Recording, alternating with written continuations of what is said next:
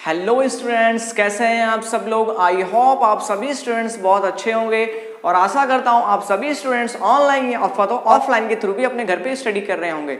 मैं तनवीर सर आदर्श mission high school से ले आया हूं आप सभी स्टूडेंट्स के लिए एक न्यू वीडियो। आज इस वीडियो में हम क्लास 10th का chapter 3 pair of linear equation in two variables हम देखने वाले हैं, यानी दो चर वाले रैखिक समीकरण युग जो है यहाँ पे हम देखने वाले हैं। ठीक है, welcome to my channel study with Tanveer sir. यदि आपने अभी तक हमारा चैनल सब्सक्राइब नहीं किया है तो प्लीज सब्सक्राइब करें एंड लाइक शेयर जरूर करें। तो चलिए बिना टाइम वेस्ट किए हम चैप्टर 3 जो है वो उसका एक्सप्लेनेशन जो है वो स्टार्ट करते हैं। तो स्टूडेंट्स आप यहाँ पे चैप्टर 3 का नाम देखेंगे pair of linear equation in two variables.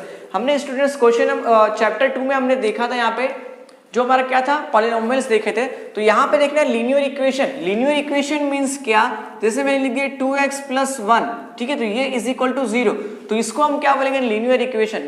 Linear equation means क्या, जिसकी पावर कितनी हो एक। यहाँ पे देखेंगे स्टूडेंट्स x की पावर कुछ है क्या, नहीं है, सिर्फ ओनली फॉर क्या है एक, इसे हम क्या बोलते हैं लीनियर इक्वेशन बोलते हैं।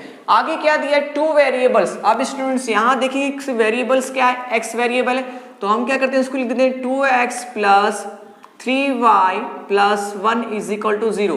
तो स्टूडेंट्स यहाँ आप देखेंगे कि यहाँ पे x और y क्या है, हमारे पास दो वेरिएबल्स यहाँ पे दिए गए, यानी दो कितने दिए गए हमारे पास चर दिए गए, इसलिए इसे क्या बोलते हैं दो चर वाले रैखिक समीकरण यहाँ पे कहते हैं।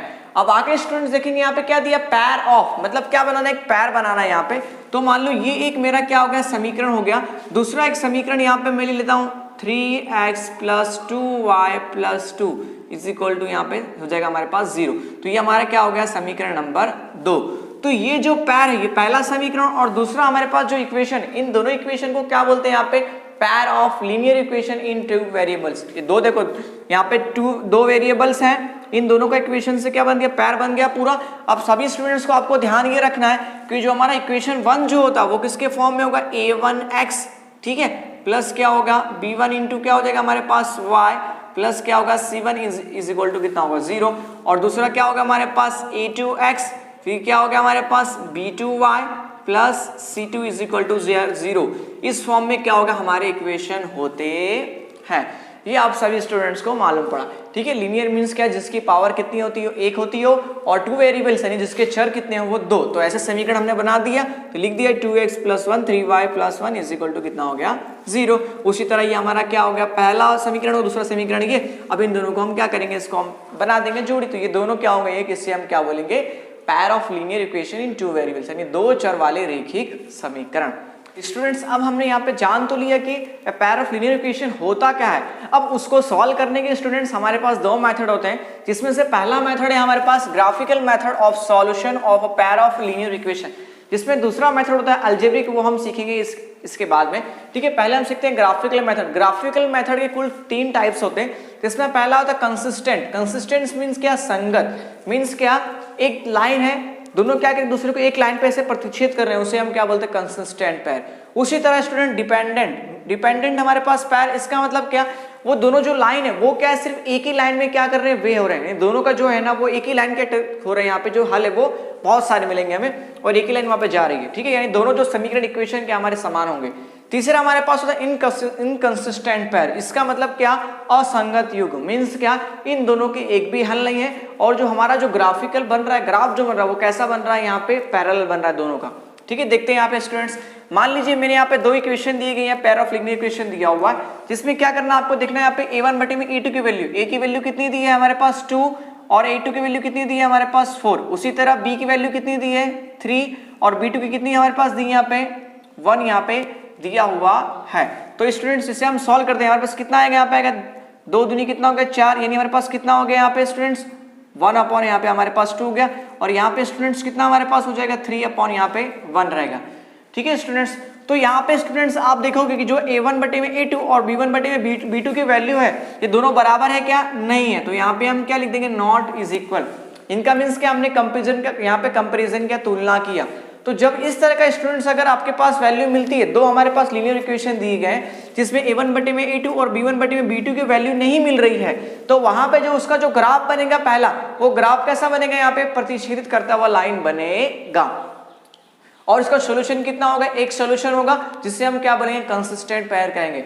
अब स्टूडेंट्स आपको समझ में नहीं आ रहा सर ये आपने इंटरसेक्टिंग लाइन क्यों कहा, तो स्टूडेंट्स यहाँ देखिए, मान लीजिए हमारे पास क्या यहाँ पे एक ग्राफ दिया हुआ है, ठीक है, ये हमारा एक्स एक्सिस, ठीक है, ये हमारे पास वाई डैश और ये हमारे पास एक्स और ये हमारा वाई। मीन्स क्या स्टूडेंट्स, यहाँ पे एक यहाँ पे जो पहला इक्वेशन है उसका हमारे पास लाइन इस तरह, रेखा इस तरह बन रही है और दूसरी इक्वेशन की हमारे पास ऐसी लाइन ड्रॉ हो रही है। तो यहाँ पे स्टूडेंट्स आप देखेंगे ये जो हमारे पास दोनों जो हमारे पास लीनियर इक्वेशन है वो सिर्फ क्या कर रहे हैं, मात्र सिर्फ केवल एक ही पॉइंट पर क्या कर रहे हैं, प्रतिच्छेद कर रहे हैं, इसलिए हम इसे क्या बोलते हैं, इंटरसेक्टिंग लाइन कहते हैं, हिंदी में कह सकते हो प्रतिच्छेदित रेखा।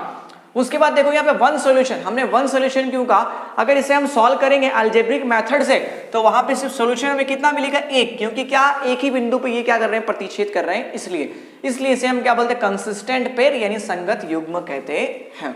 तो पहला फिनिश होता है। दूसरा स्टूडेंट्स यहाँ पे मैंने वापस एक इक्वेशन यहाँ पे ले लिया, इसे वापस क्या करना है, a1 बटे में a2 और b1 बटे में b2 और c1 बटे में c2 क्या करना है, कंपेयर में हमें करना है।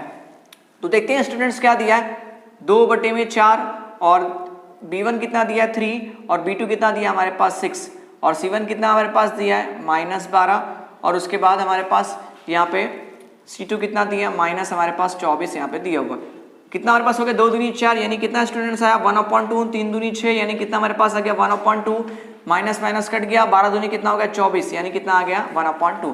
तो स्टूडेंट्स यहाँ आप देखेंगे कि जो हमारे सारे जो यहाँ पे आ रहे हैं a1 बटे में a2, b1 बटे में b2 और c1 बटे में c2, ये सारे क्या हो रहे हैं, इज इक्वल हो रहे हैं, मतलब सारे क्या एक दूसरे के क्या है, जो मान है वो बराबर है। तो इस तरह का अगर इक्वेशन हमें मिलेगा, अगर इस तरह के इक्वेशन को अगर आप ग्राफ पे यहाँ पे दर्शाते हो तो वो जो ग्राफ जो होगा उस ग्राफ को हम क्या बोलेंगे, कोइंसिडेंट लाइन बोलते हैं, जैसे हम क्या बोलते हैं, संपाती रेखा कहते हैं। ठीक है, अब इसमें सॉल्यूशन कैसे होंगे, अगर इसे आप अलजेब्रिक मेथड से सॉल्व करेंगे तो वहां पे सॉल्यूशन क्या होंगे, अनेक सॉल्यूशन होंगे, जिससे हम क्या बोलते हैं, डिपेंडेंट पेयर कहते हैं। यहाँ पे स्टूडेंट्स एक ग्राफ की मदद से समझते हैं। ठीक है, ये हमने ग्राफ मान लिया x dash y dash x और ये हमारे पास y। तो स्टूडेंट्स हमारा जो पहला इक्वेशन है उसका ग्राफ इस तरह बन रहा है, ठीक है, और उसके बाद जो सेकंड जो इक्वेशन हमारे पास दिया हुआ नीचे वाला, उसका ग्राफ भी कैसा बनेगा, सेम बनेगा, क्योंकि दोनों की जो वैल्यू है वो क्या है, सेम है। यानी अगर इसको मैं डिवाइड करूं, दोनों की जो वैल्यू है वो क्या है, सेम आ रही है, यानी दोनों का जो रेखा जो बनेगा यहाँ पे ग्राफ में वो क्या बनेगा, सेम बनेगा। इस प्रकार देखोगे यहाँ पे, देखो ये अनेक बिंदु पे क्या करेंगे, ये एक दूसरे को प्रतिच्छेद करेंगे, इसलिए हमने इसे क्या बोलते हैं, अनेक हल यहाँ पे होंगे और इस तरह की लाइन को हम क्या बोलेंगे, कोइंसिडेंट लाइन कहते हैं, हिंदी में क्या कहेंगे, संपाती रेखा। क्यों संपाती, क्योंकि देखो दोनों जो हल है वो क्या, रेखा जो हो रही है वो एक ही हो रही है, इसलिए हम इसे क्या बोलेंगे, संपाती रेखा कहते हैं। और दूसरा क्या कहते हैं, इसका नाम क्या बोलेंगे, इसे हम डिपेंडेंट पेयर कहा जाता है, यानी आश्रित युग्म हिंदी में कहते हैं। और यहाँ पे अलजेब्रिक मेथड से सॉल्व करोगे तो इसके सॉल्यूशन कैसे निकलेंगे, अनेक, वो हमने यहाँ पे जान लिया। तीसरा हमारे पास यहाँ पे होता है, तो तीसरा इक्वेशन मैंने यहाँ पे लिख दिया है, ठीक है। अब इसमें क्या करना, वापस सेम आपको क्या करना है, कंपेरिजन करना है। 2 बटे में कितना हो गया 3 और b1 बटे में कितना दिया है, 3 बटे में कितना दिया 9 और c1 बटे में c2 यानी -6 और माइनस कितना दिया हमारे पास 10 दिया। तो देखो यहाँ पे ये नीचे 6 दिया हुआ, ठीक है, तो 2 तिया कितना हो गया 6 हो गया, यानी कितना हमारे पास आया 1/3 आ गया। 3 तिया कितना हो गया 9, यानी 3 एकम 3, 3 तिया कितना हो गया 9, ठीक है। अब यहाँ देखो माइनस माइनस कैंसिल, देखो ये कटेगा क्या, हाँ कटेगा, 2 तिया कितना हो गया 6 का 3, यहाँ पे कितना हो गया 5। तो स्टूडेंट्स आप यहाँ पे देखेंगे कि 1/3 और 1/3 यानी जो हमारे पास a1 बटे में a2 है और b1 बटे में b2, ये दोनों तो क्या हो रहे हैं, बराबर आ रहे हैं। लेकिन देखो c1 बटे में c2 ये बराबर आ रहा है क्या, नहीं आ रहा, ये जो है ये बराबर नहीं है। तो इस तरह के इक्वेशन में जो हम ग्राफिकल मेथड पे अगर आप दर्शाते हो इस तरह के इक्वेशन को, तो वहां पे जो हमारे पास जो लाइन वहां पे ड्रॉ होगा ग्राफिकल, तो उसे हम क्या बोलेंगे, पैरेलल लाइन। वहां पे जो आपको ग्राफ देखने मिलेगा ग्राफ के अंदर, तो वो क्या मिलेगा, हमें पैरेलल लाइन देखने को मिलेगा, जिसमें हमारे पास एक भी सॉल्यूशन होंगे नहीं। क्यों सॉल्यूशन नहीं होंगे, क्योंकि ग्राफ पे जो यहाँ पे दोनों इक्वेशन की जो लाइन ड्रॉ होगी वो एक दूसरे को प्रतिच्छेद करेगी नहीं, क्योंकि वो लाइन कैसी एक दूसरे के समांतर है। तो इसका मतलब क्या, वहां पे एक भी हल होंगे नहीं। तो इस तरह के अगर हमें दिया हुआ है पैर, तो इस तरह के पैर को आप क्या बोलेंगे, इनकंसिस्टेंट पैर कहते हैं। एक समझते हैं यहाँ पे ग्राफ के थ्रू, ठीक है। यहाँ पे हमने स्टूडेंट से ग्राफ बना लिया, ये हमारे पास x dash y dash y and ये हमारे पास x। तो यहाँ पे स्टूडेंट देखेंगे पहला इक्वेशन है उसका हल हमें इस तरह मिलेगा, और दूसरा जो इक्वेशन है उसकी भी जो यहाँ पे जो रेखा है जो मिलेगी वो दूसरे को क्या मिलेगी, एक दूसरे को कैसे मिलेगी, यहाँ पे समांतर मिलेगी। समांतर कब मिलेगी? जब A1 बटे में A2 और B1 बटे में B2 बराबर हो, लेकिन C1 बटे में C2 इसके बराबर ना हो। तो यहाँ पे जो इक्वेशन जो यहाँ पे जो ग्राफ अगर हम ड्रॉ करेंगे, ठीक है, लीनियर इक्वेशन को सॉल्व करते हैं तो ग्राफ पे उसका जो लाइन ड्रॉ होगी वो कैसे होगी? एक दूसरे के समांतर होगी। और उसके हल कैसे होंगे? यहाँ पे एक भी हल नहीं, एक भी हल कैसे नहीं होगा? क्योंकि स्टूडेंट्स यहाँ पे आप देखेंगे, देखो दोनों रेखाएं जो एक दूसरे को प्रतिच्छेद कर रही है क्या, यानी एक दूसरे को काट रही है क्या, इंटरसेक्ट कर रही है क्या? नहीं कर रही। तो इसलिए इसके हल क्या होंगे? जीरो हल होंगे, यानी कह सकते हैं एक भी हल नहीं होगा। तो इस तरह के हम पैर को क्या बोलते हैं? इनकंसिस्टेंट पैर, जिसे हिंदी में बोलते हैं असंगत युग्म कहते हैं। ठीक है, आप स्टूडेंट्स को समझ में आ गया। आप स्टूडेंट्स हमने अब फर्स्ट मेथड सीख ली थी, अब हम यहाँ पे सेकंड मेथड सीखने वाले हैं, पैर ऑफ लीनियर इक्वेशन को किस तरह सॉल्व करते हैं। सेकंड मेथड हमारे पास होती है अलजेब्रिक मेथड। अलजेब्रिक मेथड के भी सेम 3 टाइप्स होते हैं। पहला टाइप्स हमारा होता है सब्स्टिट्यूशन, मींस क्या करना, एक समीकरण को दूसरे यहाँ पे इक्वेशन से क्या करना, सब्स्टिट्यूट यानी घटा देना। आप समझ सकते, सिंपल सा कह सकते हो, सब्स्टिट्यूट करना। एलिमिनेशन मेथड मींस क्या करना, कोई भी एक इक्वेशन है, उस दूसरे इक्वेशन क्या करना, अगर बराबर नहीं हो तो बराबर करके क्या करना, किसी एक वैल्यू को कट करके सॉल्यूशन क्या करना, फाइंड करना। Cross multiplication third method means क्या करना, एक जो हमारा इक्वेशन है दूसरे इक्वेशन से क्या करना, क्रॉस मल्टीप्लाई करना, उसके कोएफिशिएंट से फिर क्या करना, हमें उसकी जो वैल्यू है पेयर ऑफ लीनियर इक्वेशन उसे हमें फाइंड करना। तो यहाँ पे फर्स्ट मेथड हम देखते हैं, यहाँ पे सब्स्टिट्यूशन मेथड मींस क्या करना, एक इक्वेशन को दूसरे इक्वेशन से क्या करना, सब्स्टिट्यूट करना। मैंने एग्जांपल लिया टेक्स्ट बुक का क्वेश्चन नंबर 6, यहाँ पे एग्जांपल नंबर 6 लिया। मान लिया ये मेरा पहला इक्वेशन है, ये मैंने क्या मान लिया, दूसरा इक्वेशन है। ठीक है, अब हम क्या करते हैं, यहाँ पे जो सेकंड इक्वेशन है, किसी एक वैल्यू को मुझे फाइंड करना, तो उस वैल्यू को मैं क्या करता हूँ, कॉमन निकालता हूँ। तो ये हमारे पास कितना दिया स्टूडेंट्स, यहाँ पे 3 था तो 3। अब देखेंगे स्टूडेंट्स, ये माइनस है 2y, इस साइड जाएगा तो क्या हो जाएगा, प्लस 2y ये हो जाएगा। यानी x की वैल्यू हमने कितनी फाइंड की, x is equal 3 plus 2y हमने फाइंड की। तो आपको क्या करना है, जो x की वैल्यू उसे क्या करना, समीकरण 1 में रखना। हमने कहां से फाइंड किया, समीकरण 2 से। तो यहाँ पे क्या करना है, x is equal to 3 plus 2y, यह समीकरण 1 में रखने पर, ठीक है, या फिर आप कह सकते हो putting x value in equation 1, ठीक है, रखने पर। तो देखिए स्टूडेंट्स क्या दिया हमें, समीकरण 1 7x minus 15y is equal to 2 दिया। x की जगह पे क्या रखना है, x प्लस 3y। तो स्टूडेंट्स रख देते हैं यहाँ पे 3 plus 2y minus 15y is equal to हमारे पास 2। 3 साथे कितना हमारे पास हो गया स्टूडेंट्स, 21 प्लस का प्लस हो यहाँ पे हो गया, 7 दूनी कितना हमारे पास हो गया, 14y माइनस क्या हमारे पास हो गया, 15y इज इक्वल टू कितना है, 2। और 14y माइनस 15y बड़ी वैल्यू माइनस, इसलिए आंसर किस में आएगा, माइनस y आ जाएगा हमारे पास। उसके बाद यहाँ कितना दिया, 21 दिए, 21 को ले लो इस साइड, तो यहाँ पे माइनस y, इधर 2 है तो माइनस जाके इधर क्या, ये प्लस है, इधर जाके क्या हो जाएगा, माइनस हो जाएगा। तो माइनस कितना हो गया, 21, ठीक है, 2 में से माइनस 21 माइनस हुआ, ठीक है, यानी कितना हमारे पास आएगा, माइनस 19 हमारे पास आएगा। अब y की वैल्यू देखोगे स्टूडेंट्स माइनस, तो माइनस माइनस क्या हो गया, कैंसिल हो गया। देन हमारे पास y की वैल्यू इज इक्वल टू कितनी हमारे पास स्टूडेंट्स आ गई, 19 यहाँ पे आ गई।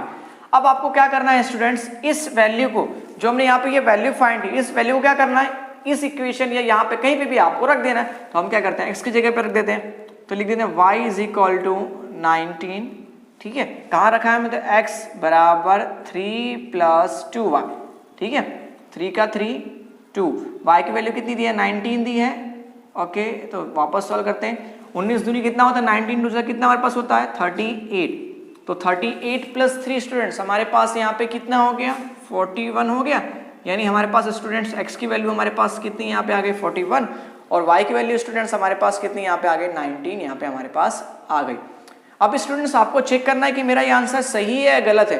तो आपको क्या करना है, कोई भी एक इक्वेशन में ये दोनों वैल्यू रख देनी, इसका आंसर इतना आना चाहिए, तो इसका मतलब क्या है, सही।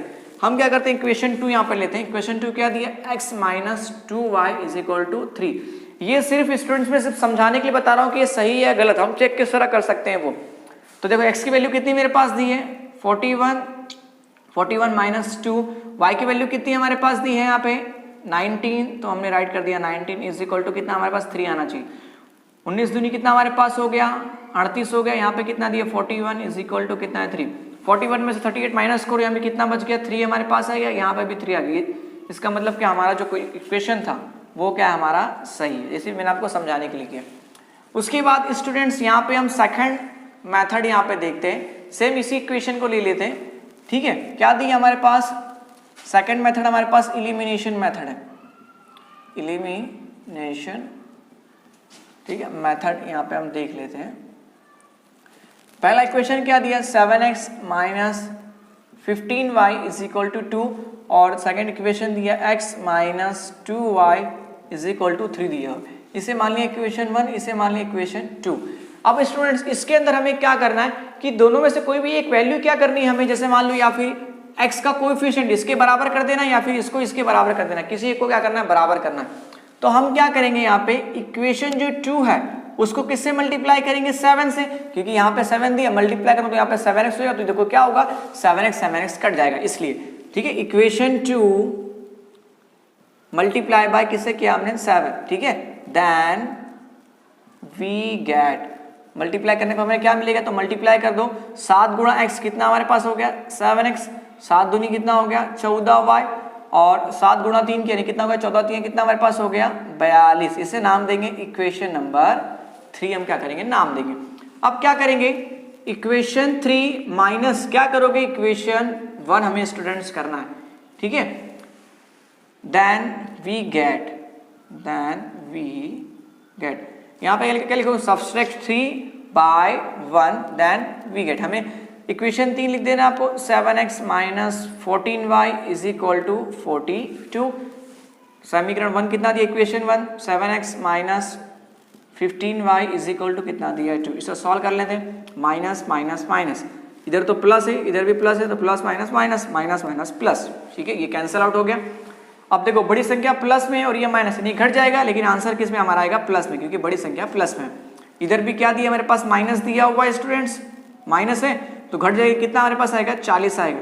यानी स्टूडेंट्स y की वैल्यू हमारे पास कितनी यहाँ पे आ गई 40 यहाँ पे हमारे पास आ गई, क्योंकि 42 में से अगर 2 हमने माइनस कर दिया, यानी हमारे पास कितना यहाँ पे आ गया 40 आ गया, ठीक है स्टूडेंट्स।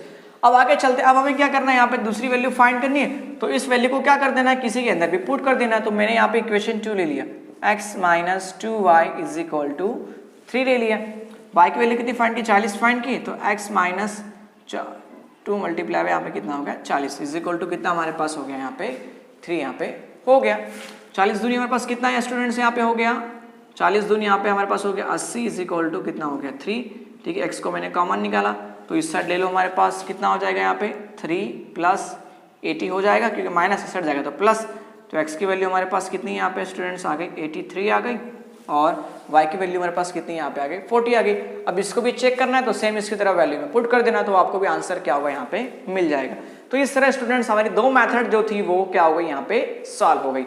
अब हम नेक्स्ट मेथड देखते हैं स्टूडेंट्स। अब हम यहाँ पे थर्ड मेथड सीखते हैं अलजेब्रिक की। तो थर्ड मेथड का नाम क्या है, क्रॉस मल्टीप्लिकेशन मेथड। मतलब मेथड से नाम से ही मालूम पड़ता है मेथड के कि हमें क्या करना है, जो इक्वेशन है उसका हमें क्रॉस मल्टीप्लिकेशन करना होगा। तो इसे मैं आपको समझाता हूँ। आप टेक्स्ट बुक का एग्जाम्पल नंबर 14 यहाँ पे दिया हुआ है कि बेंगलुरु के बस स्टैंड पे हम लोग खड़े हैं, ठीक है। वहां से एक बंदा जो है वो क्या करता है, कुछ टिकट्स जो है वो क्या करता है परचेज करता है। टिकट कहाँ से परचेज करता है, तो बेंगलुरु से उसने मल्लेश्वरम जाने की कितनी टिकट परचेज की, यहाँ पे उसने 2 टिकट परचेज की, और 3 टिकट जो है उसने कहाँ से परचेज की, बेंगलुरु से ही परचेज की। लेकिन कहाँ जाने के लिए, यशवंतपुर जाने के लिए उसने 3 टिकट परचेज की, यानी 2 टिकट परचेज की बेंगलुरु बस स्टेशन से मल्लेश्वरम जाने के लिए, और 3 टिकट जो है वो बेंगलुरु से यशवंतपुर जाने के लिए वो कितनी टिकट खरीदता है, 3 टिकट वो क्या करता है खरीदता है। ये तो पहला इक्वेशन। तो दूसरा इक्वेशन हमें वापस इसी के अंदर दे रहा है कि यदि अगर वो 3 टिकट मल्लेश्वरम जाने के लिए खरीदता है बेंगलुरु से, और 5 टिकट बेंगलुरु से यशवंतपुर जाने के लिए खरीदता है, तो उसका इक्वेशन क्या बनेगा। तो सबसे पहला इक्वेशन हम देखते हैं यहाँ पे। तो पहला इक्वेशन हमें क्या दिया हुआ है कि वो जो है वो बेंगलुरु से मल्लेश्वरम जाने के लिए कितनी टिकट खरीदता है, 2 टिकट खरीदता है। तो सबसे पहले हम क्या करेंगे, मानेंगे कि बेंगलुरु से मल्लेश्वरम जाने का टिकट का जो भाड़ा है वो भाड़ा कितना रुपया है, x रुपया है, और बेंगलुरु से यशवंतपुर जाने का टिकट का जो भाड़ा है वो कितना रुपया है, y रुपया है। तो पहला समीकरण हमें क्या मिलेगा किताब के दिए के हिसाब से, तो 2x plus 3y is equal to, इन दोनों का कुल का जो भाड़ा होता है वो कितना रुपये होता है स्टूडेंट्स, 46 रुपये होता है। यानी 2 टिकट किसका, मल्लेश्वरमपुरम का, और दूसरा 3 टिकट जो हमारा यशवंतपुर का कुल भाड़ा कितना होता है 46 रुपये उसका होता है।